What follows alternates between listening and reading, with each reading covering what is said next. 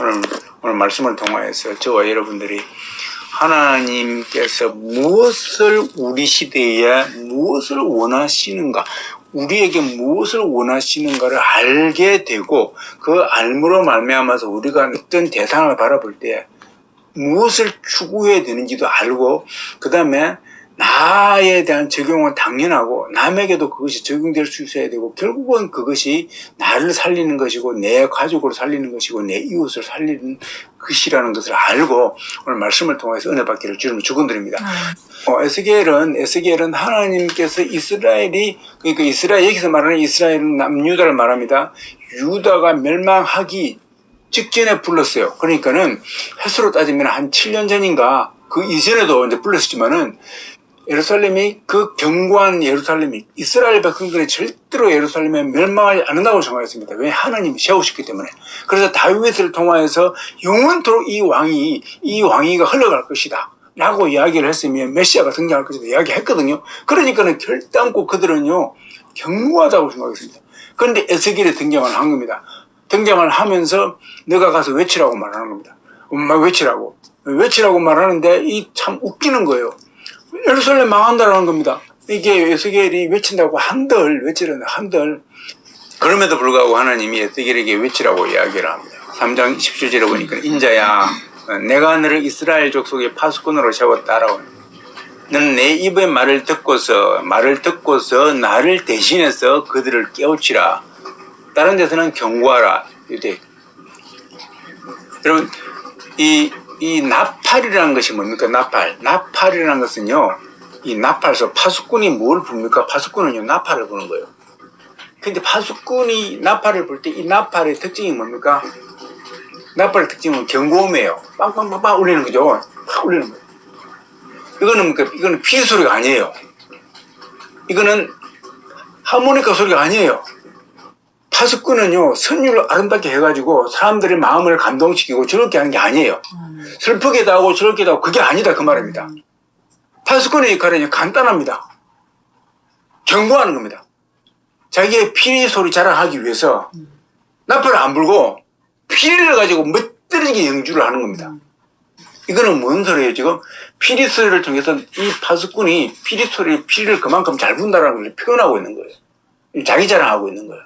자기 자랑할 사이에 뭡니까? 일인은 와가지고 양들 다 잡아먹어요. 그 파수꾼은요, 나팔을 부는 사람이지 피리를 부는 사람이 아니에요. 저와 여러분들이 이걸 아시기를 주님을 축원드립니다. 그래서요, 피리 잘 부르는 사람 한 만나러 보자 하고 돌아다니는 사람 많지 않습니까? 그 사람들을 향하여서 하나님께서 굉장히 화를 내십니다. 그들이 내 말을 들으려고 오는 것이 아니라 자기의 일을 추구하여서 나에게 나아온다 이렇게 말을 해놓고 있습니다. 그렇습니다. 그래, 그 사람들은요, 누가 피리를 잘 부는가, 누가 하모니카를 멋들어지게 부는가, 그게 심취해가지고 쫓아다니는 거예요. 자기의 귀를 즐겁게 해준다, 그 말입니다. 누가 우리에게 멋있는 복을 전달해 줄 것인가? 누가 우리에게 해악을 오늘 줄 것인가? 오늘 내가 예배당에 가지고 얼마만큼의 웃음을 내가 한번 떠오르는 소리를 듣고 내 배꼽이 한번 빠져가지고 내 엔돌핀이 막 돌아올 것인가? 예배 시간에 엔돌핀을 도지 말라는 말은 안 합니다, 내가. 하나님의 관점은 많이 웃기게 했냐, 많이 멋들어지긴 설교를 들었냐, 그게 목적이 아니다. 하나님의 설교의 평점은요, 거기에 관심이 없습니다. 왜요? 하나님은 다 똑같이 봅니다. 그래서 하나님은요, 잘하는 자는 잘하는 대로 요구하고 못하는 자는 못하는 대로 요구합니다. 내 10손가락이 있으면 다 아파요. 이 중에서요, 새끼손가락은 제일 일을 작게 합니다. 새끼손가락이기 때문에 제일 힘이 좋은 엄지나 검지가 일을 많이 해요. 그렇지 않습니까? 제일 일을 많이 해요. 내가 하다못해 양치를 할 때도요, 새끼손가락은 별로 일을 안 합니다. 그들기만 할 뿐이지 없어도 됩니다. 엄지손가락은 집게손가락만 제일 일 많이 해요. 그러면 뭡니까? 내가 그러면 새끼손가락 별로냐 하고 없애버리면 아니지 않습니까? 아니에요. 하나님이 똑같다 그 말입니다. 내가 엄면이 부족해가지고 내가 설교를 잘못하면요, 하나님 그거 가지고 뭐는 소리 안 합니다. 내 원래 타고난 엄면이 그밖에 안 되는데, 내 타고난 지식이 그밖에 안 되는데, 내 암성이 그밖에 안 되는데, 백날에도 암성이 안 되는 겁니다. 암성 잘하는 사람은요, 촥 하고 나니까 암성 되어버리고, 나면 설교 시간에 쭈르륵 암성해버립니다. 멋져지는 거예요. 이걸로 하나님은 우리를 판단 안 한다 그 말이에요. 뭔 말입니까? 하나님은요, 네가 나팔을 부는가 안 부는가에 대해서 판단하신다 그 말입니다. 자, 보십시오. 왜 하나님이 엘리 제사장을 쳐버렸습니까? 엘리 제사장의 두 아들을 쳐버렸습니까? 그들은요, 옛날에 제사장이라 하면요, 사사시대 때 아닙니까? 그때는요, 엘리를 사사로 불렀어요. 사사예요. 사사는요, 당시에 왕이 없었기 때문에 왕의 역할을 합니다. 또 뭔 역할을 합니까? 제사장 역할을 해요. 제사를 집도하지 않습니까? 인간과 하나님의 관계를 갖다가 원만하기 위해서 인간의 죄를 하나님께 올리는 그런 제사 역할을 감당합니다. 이 두 개는 그냥 감당한 겁니다. 감당했어요. 제사도 해드렸죠. 그 다음에 치료를 했죠. 그죠? 근데 한 가지가 있습니다. 더 있습니다. 뭡니까? 그래서 선지자의 기능을 해야 되는 겁니다. 이거는요, 다윗 시대나 옛날 모세 시대나 똑같습니다. 선지자의 기능은 뭡니까? 그렇습니다. 피리 소리가 아니고 나팔을 불려야 되는 겁니다. 아멘. 할렐루야. 나팔을 불러야 되는데 이 엘리 제사장은 나팔수가 못 되는 거예요. 엘리 제사장 아들들은 더더욱 그런 겁니다. 그런데 이 나팔수가 못 되니까 나팔수를 누굴 대신에 택했습니까? 사무엘을 택한 겁니다. 사무엘이 나팔수가 되는 거죠. 나팔수가 못 되니까 백성들이요, 회개를 안 하는 거예요. 백성들이요, 계속 죄만 짓고 있는 겁니다. 그래서요, 팔레스타인 군대가 쳐들어올 때요, 주변 국가가 쳐들어올 때요, 그들은 속수무책이었습니다. 결국은 언제까지 뺏겨버리고 엘리 제사장 두 아들은 전쟁에서 적사를 하지 않습니까? 적사해버려요. 그리고 그 소식을 접한 엘리 제사장은 넘어져가지고 몸이 그대가지고 비대해가지고 넘어져 목이 끊겨 죽어버렸어요. 그 대타 인물로 뭡니까? 하나님께서 사무엘을 택한 것입니다. 그런데 사무엘은요, 그 역할을 충실히 감당했죠. 그렇습니다. 나팔수가 된 거예요. 지금 이거예요. 나팔수가 되지 못한 사람들을 향하여서 뭡니까? 벙어리게. 그죠? 벙어리입니다. 여러분들이 파수꾼의 역할에 대해서 아시고 파수꾼이 되시고 파수꾼을 볼 수 있는 눈이 되시기를 주님을 축원드립니다. 이거예요. 자, 그렇게 에스겔을 택했는데 에스겔이 그 역할을 감당합니다. 그래서 외쳤습니다. 외쳐가지고 결국 어떻게 됩니까? 이스라엘이 외쳤으니까 이제 이스라엘이 회복이 돼가지고 멸망하지 않았습니까? 예루살렘이 멸망하지 않았습니까? 아니요. 멸망한다고 외쳤거든요. 예루살렘 멸망이 되었습니다. 멸망했습니다. 멸망할 수밖에 없습니다. 그런데 왜 외치느냐? 그 멸망의 소리를 듣고서 회개하라고 말입니다. 회개할 자를 찾는 거예요, 하나님은. 하나님이 예루살렘 성이 중요한 게 아니라 그 가운데에서 예루살렘 성 때문에 회개할 자가 나오기를 바라는 겁니다. 에스겔 선지자의 말을 듣고서 회개할 자를 찾아가지고 그 회개할 자를 구원하는 것이 하나님의 뜻이에요.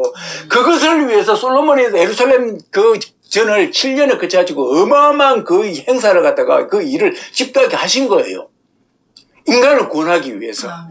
그걸 보여주신 겁니다. 자, 그래서 그 역할을 감당했는데 이제 똑같습니다. 제가요, 이제 예루살렘은 멸망해버렸고 에스겔도 이제 선지자도 이제 하늘나라 가버렸고 이스라엘 백성은 다 흩어졌다가 다시 이제 모이고 뭐 그런 지점이 있는데 지금 현대는요 구약 시대를 보면 너무나 아늑한 옛날이 되어버리고 그런데 보니까는요 구약이 딱 떨어져 나갔으니까 또 없어지면 되는데 하나가 더 붙어버렸네. 붙은 것이 하나 있는데 그게 딱 보니까는 신약 그죠? 신약이 하나 더 붙어버립니다. 구약으로 끝난 줄 알았습니다. 말라기 선지자가 나와가지고 말라기서 써가지고 끝나버린 줄 알았습니다. 그러니까 예수님 등장하시고 난 다음에 끝나버린 줄 알았습니다. 그런데 갑자기 예수님의 제자들이 사역하시고 난 다음에 사역하면서 중간에 글을 쓰기 시작하는데 그 글이 모여가지고요 나중에 보니까 하나님께서요 성경으로 딱 관찰하게 하시는데 구약과 신약을 딱 하시면서 그 신약 성경이 어떻게 됩니까? 앞으로 과거의 구약을 풀어주시면서 지금 일어나고 있는 일과 앞으로 되어질 일에 대해서 쫙 설명을 해놓은 겁니다. 예언을 해놓은 것이다. 그 말입니다. 마치 에스겔 선지자가 지금 7년 후면 조금 있으면 예루살렘이 멸망합니다. 라고 이야기하는 것처럼 얼마 안 있으면은 예수님을 얼마 안 있으면은 이스라엘 동네에 다 너희들 다 다니기 전에 내가 다시 올 것인데 그때에 일어날 일에 대해서 이야기를 해놓은 겁니다. 해놓은 거예요. 그러면서 계시록 말씀이 이렇게 해놓은 겁니다. 자, 보면은 여섯째가 그 대접을 큰 유브라등에 소돔에 개구리 같은 새 더러운 영이 나오는데 그 더러운 영이 뭐냐면요 하나는 용의 입, 짐승의 입, 거짓 선지자 입에서 나오니 용으로 묘사되고 그 다음에 짐승으로 묘사가 되고 거짓 선지자로 묘사가 되고 이게요 꼭 어디서 많이 보던 것 같죠? 삼위 하나님하고 비슷합니다. 딱 연결되어 있죠. 성부, 성자, 성령처럼요. 우리 하나님께서 예수님을 등장시키셔가지고 이제 뭡니까? 예수님의 제자들이 있게 이 땅에서 사역을 감당하시죠. 감당하는 것처럼요. 이 사단이요 오면 꼭 그렇게 합니다. 사단의 뿌리는 수족이 있습니다. 수족이. 나중에 짐승이 나는데 그 짐승이 이 땅에서 최고로 큰 자로 등장할 겁니다. 그리고 이 짐승을 또 선언하는 작은 자가 나오고요. 이들에 의해서 쓰임받는 사람들이 그 선지자예요. 거짓 선지자. 제가 오늘 이제 이 말을 하는 이유가 오늘 잠깐 이렇게 곁들여 보겠는데 우리가 보면은 그 마지막 때에 7대접이 나옵니다. 7대접. 하나님은 상징적인데 그 상징이 되면서 실제로 일어나는 일이기도 합니다. 7대접 이전에 7나팔이 등장하고요. 또 7인이 등장합니다.